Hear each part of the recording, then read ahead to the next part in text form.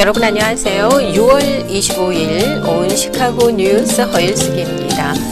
6월 25일 오늘은 이 한국을 떠나 있는 우리 모두에게도 기억되어지는 날입니다. 올해가 어느새 6.25 발발 76주년이 되는 해네요. 눈에 띄는 기사가 있어서 좀 찬찬히 관심을 갖고 읽어봤는데요. 이 워싱턴 DC 인근 알링턴 국립묘지 제일 높은 곳에 위치한 무명용사의 묘 앞에서는요, 이 경비병들의 임무 교대식이 매일매일 시간대별로 이루어지고 있는데 이와 관련된 기사였습니다. 이 알링턴 이 무명용사의 묘에는 1, 2차 세계대전 그리고 한국 전쟁에서 목숨을 잃은 뒤 이 신원이 확인되지 않은 미국인 장병들의 유해가 묻혀 있다고 합니다. 고국을 떠나 타지의 전쟁에서 전사했지만 신원이 확인되지 않았기 때문에 가족의 품으로 돌아가지 못한 거죠. 무명용사의 묘를 무장한 경비병들이 지키기 시작한 것은 1926년 3월의 일이라고 합니다. 그 이후로 100년간을 낮과 밤을 가리지 않고 눈이 오나 비가 오나 매일 24시간 동안 경비병들이 무명용사의 묘를 지켜왔다고 합니다. 경비병 교대식은요, 이제 이곳을 방문하는 모든 사람들이 한 번쯤은 참관하게 되는 대표적인 의식으로 자리를 잡았다 그래요. 무명용사에 대한 예우 차원에서 1926년부터 이런 무장 경비가 시작이 된 건데요. 국방부 자료에 따르면은 한국 전쟁에서 전사한 미군의 수가요, 무려 36,500여 명에 이른다고 하죠. 무명용사의 묘 경비병은 내가 하고 싶다고 해서 할 수 있는 것이 아니라고 합니다. 엄격한 조건과 또 절차를 거쳐서 선발이 되는데요. 2주나 되는 시험 기간 중에는 알링턴 국립묘지의 역사에 대해서 공부를 해야 되고 내용을 한자도 틀리지 않고 암송을 해야 한다고 합니다. 이런 1단계를 통과하게 되면 국립묘지 내 묘지 300곳의 위치는 물론이고요. 경비병 교대식의 복잡한 순서, 또 여러 가지 무기 사용법까지 모두 익혀야 한다고 합니다. 이 무명용사의 묘를 지키는 이들은 군 중에서도 정예 부대로 불리고 있다 그래요. 무명용사들의 고귀한 희생에 대한 최고의 예를 갖추기 위한 노력의 일환이 아닌가 싶기도 합니다. 영국의 문학가 사무엘 존슨은요, 자신에게 아무런 도움이 되지 않는 사람을 대하는 방식에서 그 사람의 인격이 드러난다, 이런 얘기를 했잖아요. 무명용사 모든 분들 모두 고귀한 인격의 소유자였기 때문에 또 이런 고귀한 희생을 할 수 있었던 것이 아닌가 합니다. 문득 마태복음 25장 40절 말씀이 생각나더라고요. 임금이 대답하여 가라사대 내가 진실로 너희에게 이르노니 너희가 여기 내 형제 중에 지극히 작은 자 하나에게 한 것이 곧 내게 한 것이니라 하시고, 유난히 이 말씀이 떠오르는 오늘 아침이었습니다. 자, 오늘 좀 오프닝이 길었네요. 오늘 이 시간 먼저 주요 뉴스 정리해 드리겠고요. 이어서 심리학 박사이시면서 목사님이십니다. 최선주 목사님께서 이번에 시집을 발간하셨는데 19년 만에 발간된 시집입니다. 어떤 내용들이 담겨 있는지 잠시 후에 만나 뵙도록 하겠습니다.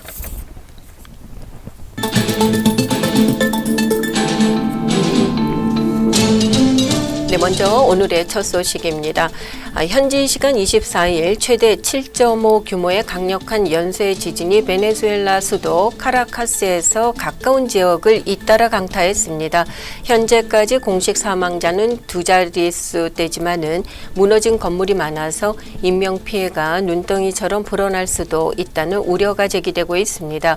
베네수엘라 정부가 비상사태를 선포했고 심야 구조 작업에 나선 가운데 국제사회에서는 연대와 지원의 손길이 이어지고 있습니다. 미국 지질조사국에 따르면 현지 시간 24일 오후 6시 4분경 베네수엘라 북부의 카리브해 연안마을 모론 서부 지역에서 규모 7.2의 지진이 발생했습니다. 이로부터 불과 39초 후 첫 번째 진앙에서 남서쪽으로 약 28마일 떨어진 지점에서 규모 7.5의 지진이 이어졌는데요. 진앙지는 카라카스에서 동쪽으로 약 100마일 떨어진 지점에 있었습니다. 25일 오전 현재 이번 연쇄 지진으로 최소 32명이 사망했고 700여 명이 부상한 것으로 집계가 됐습니다. 로드리게스 임시 베네수엘라 대통령은 국영 베네수엘라 TV를 통한 대국민 연설에서 앞서 말씀드린 것과 같은 인명피해 상황을 전했는데요. 구조대가 붕괴한 건물을 수색함에 따라서 앞으로 사망자는 더 늘어날 것으로 예상된다고 밝혔습니다. 그는 강력한 연쇄 강진과 20여 차례의 여진이 발생함에 따라서 국가 비상사태를 선포했습니다. 이번 강진은 베네수엘라 해안에서 규모 7.7 지진이 발생한 1900년 10월 29일 이후 이 베네수엘라 본토나 인근 해안에서 발생한 지진 가운데 최대 강력한 규모의 지진입니다. 미국 지질조사국은 126년 전 강진보다도 이번 지진의 피해 규모가 훨씬 더 클 수 있다고 예상하고 있습니다. 지질조사국은 이번 강진의 사망자가 10,000명에서 10만 명까지 이를 확률이 40%가량 되고 있다고 추정했습니다. 한편 어제 북가주 멘도시노 카운티에서도 지진이 발생했습니다. 진앙과 가까운 우키야 윌리츠뿐만 아니라 수백 마일 떨어진 세크라멘토, 샌프란시스코, 샌호세, 심지어 네바다주 카슨시티까지 광범위한 흔들림이 감지됐던 것으로 전해졌습니다. 캘리포니아 주지사실은 지진 조기 경보 시스템인 마이쉐이크 앱을 통해서 약 65만 7천 건의 긴급 알림을 발송했습니다. 일부 경미한 부상자가 보고되긴 했지만 다행히 사망자는 없습니다. 주요 공공 인프라 붕괴는 없었던 것으로 보고되고 있는데요. 진앙 인근 지역의 마트와 가정집에서는 식기, 물품 또 병들이 바닥으로 떨어져 깨지는 소동이 있었습니다. 여러분 어제 축구 경기 보셨습니까? 오늘 아침부터 어제 있었던 한국 대표팀의 축구 경기 얘기 많이들 나누셨을 텐데요. 어제 한국 대 남아프리카 공화국 축구 경기에서는 안타까움과 탄식이 쏟아졌습니다. 대대적인 응원전을 펼쳤던 팬들의 실망이 이만저만이 아니었는데요. 한국 축구가 남아프리카 공화국의 예상 밖의 패배를 당하면서 조별리그 3위로 내려앉았습니다. 2026 북중미 월드컵 32강 자력 진출에는 실패했습니다. 홍명보 감독이 지휘하는 한국 축구 대표팀은 어제 열린 대회 조별리그 A조 마지막 3차전에서 남아공에 0대1로 패배했습니다. 체코와의 1차전에서 2대1 역전승을 거두고 개최국 멕시코를 상대로 치른 2차전에서 0대1로 패한 한국 대표팀은 이로써 1승 2패가 됐는데요. 승점 3점에 그쳤습니다. 3전 전승의 1위가 멕시코, 1승 1무 1패의 2위가 남아공이고요. 이에 이어서 한국은 조 3위로 내려앉았습니다. 한편 D조에 속해 있는 미국은 조별리그 최종전인 대터키전을 앞두고 있습니다. 오늘 저녁 9시 캘리포니아주 잉그루드 로스앤젤레스 스타디움에서 경기를 펼치게 됩니다. 미국 팀은 이미 조 1위로 32강 진출을 확정지었습니다. 6.25 한국전쟁 76주년을 맞아서 미국 각지에서도 참전 용사들의 희생을 기리고 감사를 표하는 기념 행사가 연달아 열립니다. 워싱턴 DC 내셔널몰의 한국전쟁 참전 기념공원에서는 오늘 오전 10시 참전 용사와 유가족 등이 참석한 가운데 헌화식이 있게 됩니다.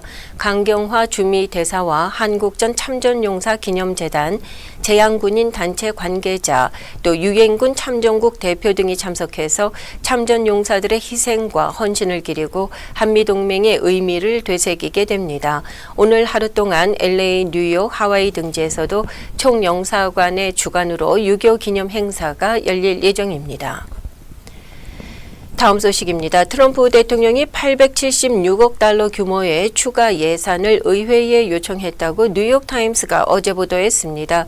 트럼프 대통령이 제출한 예산안 가운데 약 700억 달러는 국방부가 전쟁 과정에서 지출한 작전 비용 보전에 사용됩니다.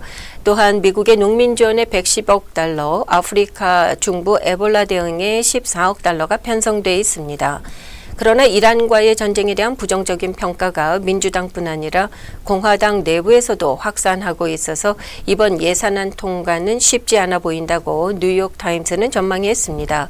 특히 11월 중간선거를 앞둔 일부 공화당 의원들은 유권자들이 지지하지 않는 전쟁에 수십조 원 규모의 예산을 투입하는 데 부담을 느끼는 것으로 전해졌습니다. 미국의 주택난을 해소하기 위해서 대규모 주택 공급을 촉진하는 법안이 상하원을 통과했지만 트럼프 대통령이 어제 서명을 보류하면서 당분간 법안 발효가 불투명해졌습니다. 오는 11월 중간선거를 앞두고 주거비 부담 완화를 위해서 공화민주당이 모처럼 초당적으로 법안을 처리했는데요. 트럼프 대통령이 이를 상원에 계류 중인 유권자 ID법과 연계하면서 트럼프 대통령과 공화당 의원들 사이에서도 불협화음이 나오고 있습니다.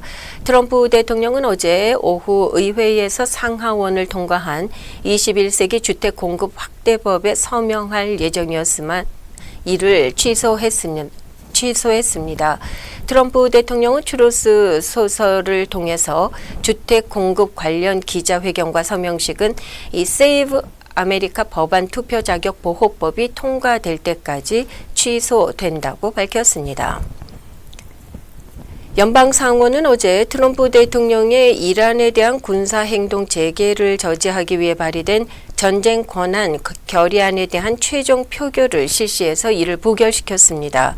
하루 전날 표결에서는 일부 공화당 의원들이 찬성표를 던졌지만 트럼프 대통령이 행정부의 외교 협상력을 약화시킨다면서 이를 강하게 비판하고 백악관 브리핑을 통해서 압박을 가하면서 공화당 의원들이 다시 선회했습니다. 결국 반대표를 던지면서 법안 처리가 무산됐습니다.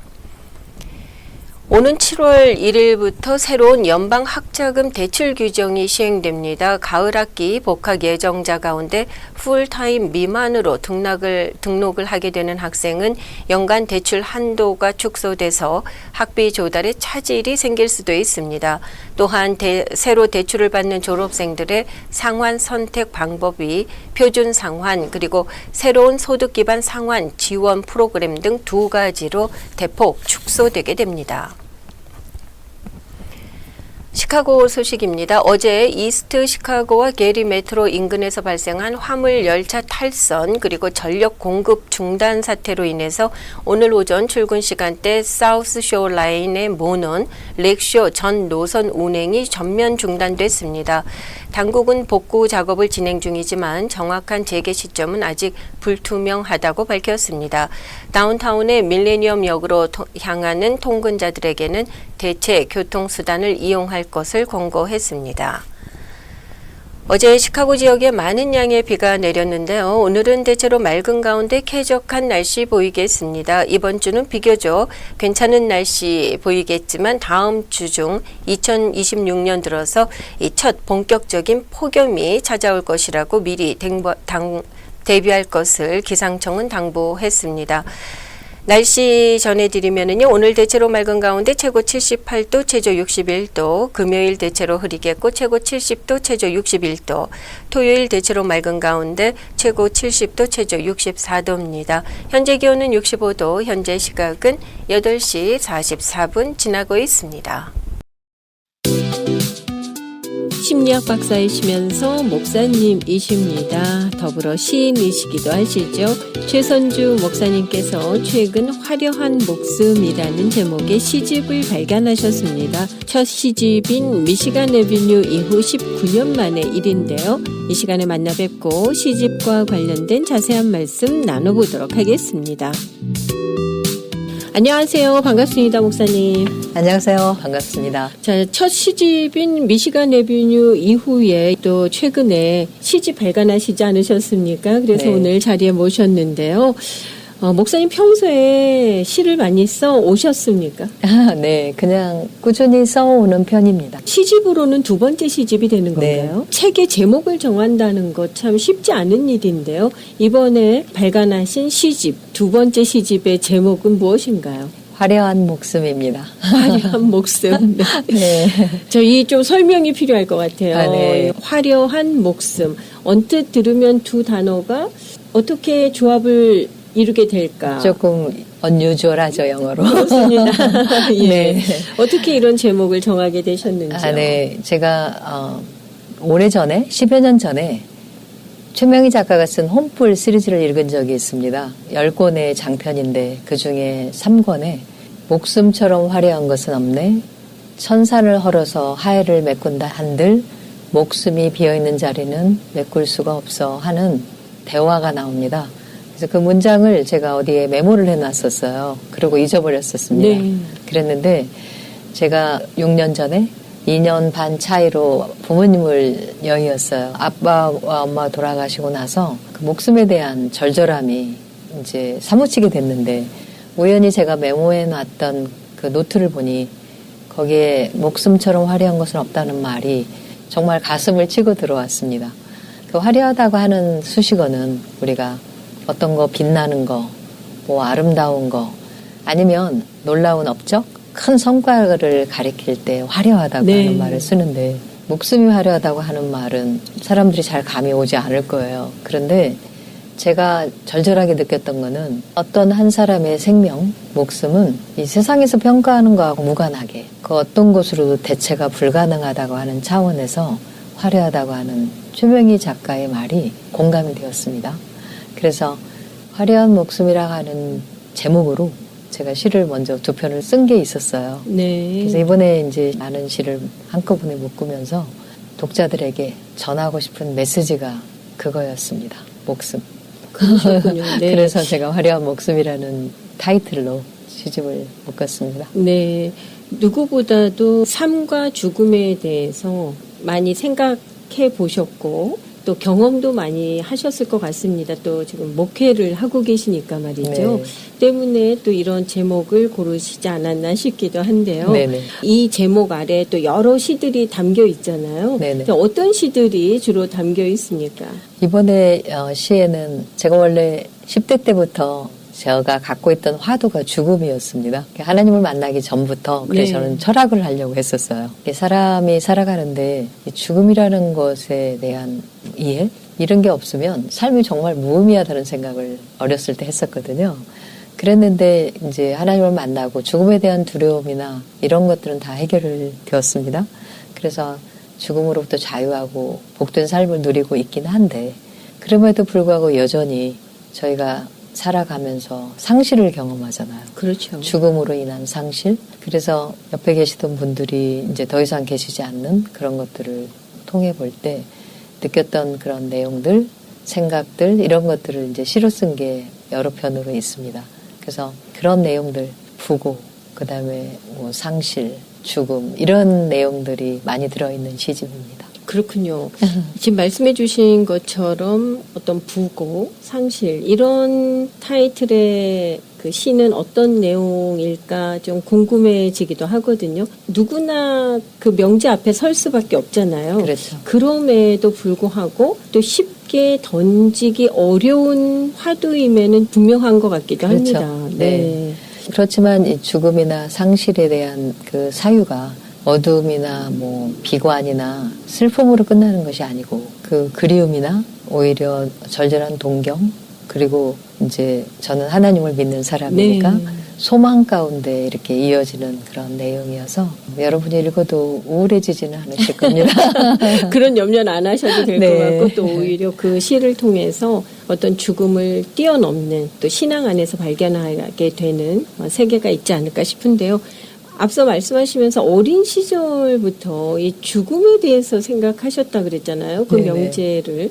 네. 뭐 계기가 있으셨습니까? 사실 계기라고 어린 하는 건 나이에, 어린 나이에는 네. 뭐 주변에서 제가 가족 안에 죽음을 경험하지는 못했는데 계절이 바뀌고 저는 시골에서 자랐습니다. 네. 그래서 계절을 바뀔 때마다 뭐 나뭇잎이나 꽃이나 그리고 키우던 개가 죽었어요. 그리고 새가 죽은 것 이런 것들을 보면서 생명의 유한함을 이제 아주 어릴 때부터 보고 그거에 대한 생각을 하게 되었던 것 같습니다. 그러다가 이제 어린 마음에도 그러다가 엄마가 죽으면 어떻게 되지? 뭐 이런 그 어린애들이 갖는 그 막연한 두려움 이런 것들이 이제 사춘기로 이어지면서 이제 죽음이라고 하는 화두로 이렇게 이어졌던 것 같습니다. 네. 또 그런 것이 있었기 때문에 하나님 안에서 그 답을 찾지 않으셨을까 싶은데요. 제가 하나님을 죽음이라는 명제를 해결하려고 만난 것은 아니고요. 네. 저는 많은 사람들이 이제 지식을 통해서 문제를 해결하려고 했듯이 저는 철학과를 가려고 했었습니다. 그리고 많은 지식인들이 죽음은 끝이다고 생각하잖아요. 그런데 그럼에도 불구하고 저는 죽음 넘어 뭐가 있을까라는 생각을 해서가 아니라 죽음이 끝이다고? 그거는 그냥 우리가 짐작하는 거지. 그죠? 그래서 이제 관심을 가졌었는데 하나님을 만나게 된 것은 그런 것과는 무관하게 하나님의 은혜였다고 생각이 됩니다. 네, 네. 그러셨군요. 예. 이 시집 곳곳에 앞서서 말씀해 주신 대로 부고, 마지막 인사, 상실의 장면들이 등장을 하게 되는데요. 그것은 어찌 보면 또 사람에 대한 깊은 그리움, 애정, 또 신앙적인 성찰과 같은 따뜻한 위로를 만들어낼 수도 있을 것 같습니다.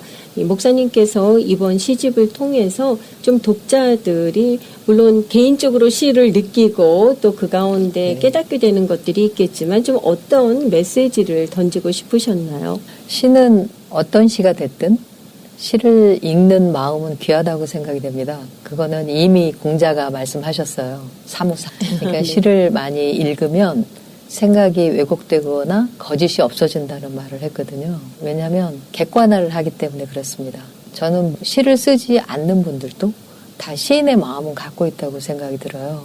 그렇기 때문에 어떤 다른 사람이 써놓은 시를 봤을 때 공감을 하는 것이죠. 그러니까 본인이 쓰려고 생각은 안 해봤지만 그거를 공감하는 능력은 갖고 있기 때문에 그 시가 좋다 나쁘다 이 구절이 이렇게 절절하게 나에게 온다 하는 느낌을 갖게 되는 것이잖아요. 그래서 시는 많이 읽으시고 또 시어를 생각해 보시고 하는 것들이 다 유익하다고 생각이 되고요. 그럼으로써 마음에 어떤 사물을 볼 때 아니면 우리가 직접 경험하는 사건이나 힘든 일 가운데서도 객관화를 할 수 있다는 생각을 합니다. 그게 전부가 아니고 좀 거리를 두고 생각해 볼 수 있는 그런 여유를 가질 수 있는 거죠. 네. 그렇게 되면 이제 치유가 일어납니다. 그 속에서 네. 이 목사님께서는 또 시간 되실 때마다 이렇게 계속 꾸준히 시를 써오신 거잖아요. 네. 이 시를 쓴다는 것이 목사님께는 어떤 의미가 있는 걸까요? 시를 쓴다고 하는 것은 제가 생각할 때는 제가 자연이나 아름다운 것이나 아니면 뭐 상실이나 이런 것들을 대하면서 그것과 대화를 시도하는 것이라고 생각을 합니다. 그러니까 어떤 슬픔을 당했을 때 거기에 침잠되고 정복되기보다는 슬프지만 그 슬픔을 다시 한번 거리를 두고 생각해 보면서 객관화를 시켜보는 것이죠. 그래서 그럴 때 다른 사람과 공감대가 이루어진다고 생각이 듭니다. 네. 그래서 저한테는 그게 치유의 과정이고 저는 어쨌거나 시를 쓸 수 있는 것이 행복합니다. 네. 지금도 목회를 하고 계시고 네. 그리고 또 계속 공부도 하고 계시고 또 이렇게 네. 또 시도 쓰셔서 이번에 시집도 출간하셨는데요. 좀 앞으로 또 도전하고 싶으신 일이 있으시거나 또 앞으로의 계획이 있으신지요?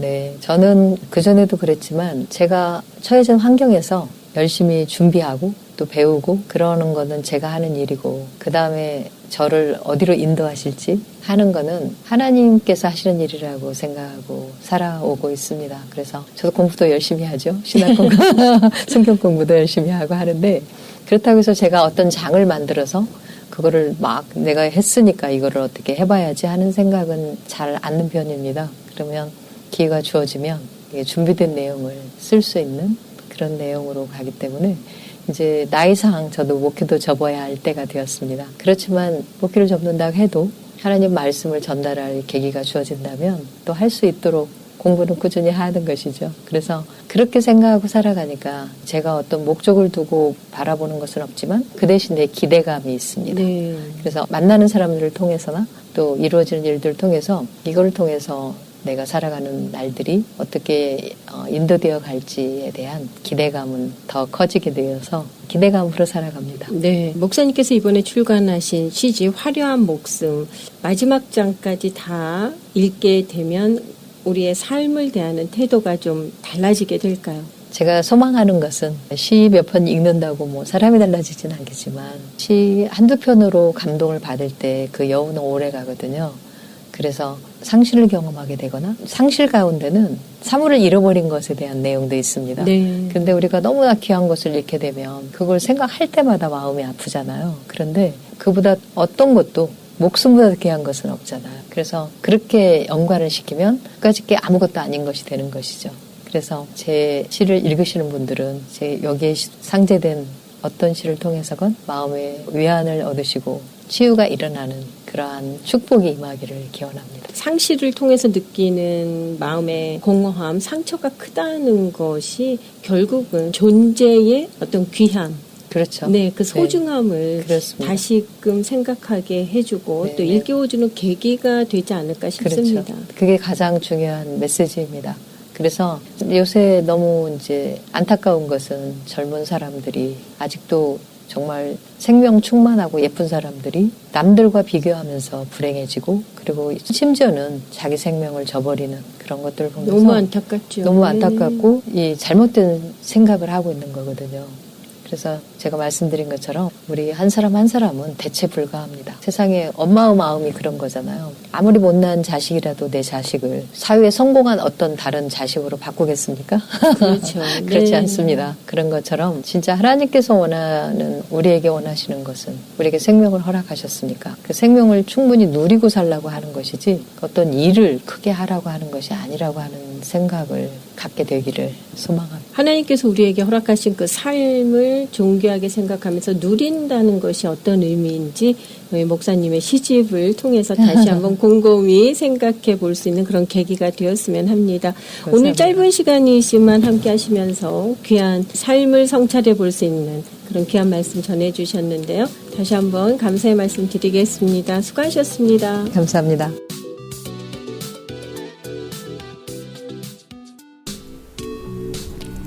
네, 시카고 내에서요, 이 시집을 발간하시는 분들도 많이 계시고, 또 시와 관련된 모임들이 굉장히 활성화되고 있는 것 같습니다. 좋은 현상이 아닌가 싶은데요. 최선주 목사님 만나 뵙습니다. 현재 시각 8시 58분 향해 가고 있습니다. 찬양 전해드리면서 저는 여기에서 인사드릴게요. 함께 해주신 여러분 고맙습니다. 내일 이 시간에 다시 뵙겠습니다. 안녕히 계십시오.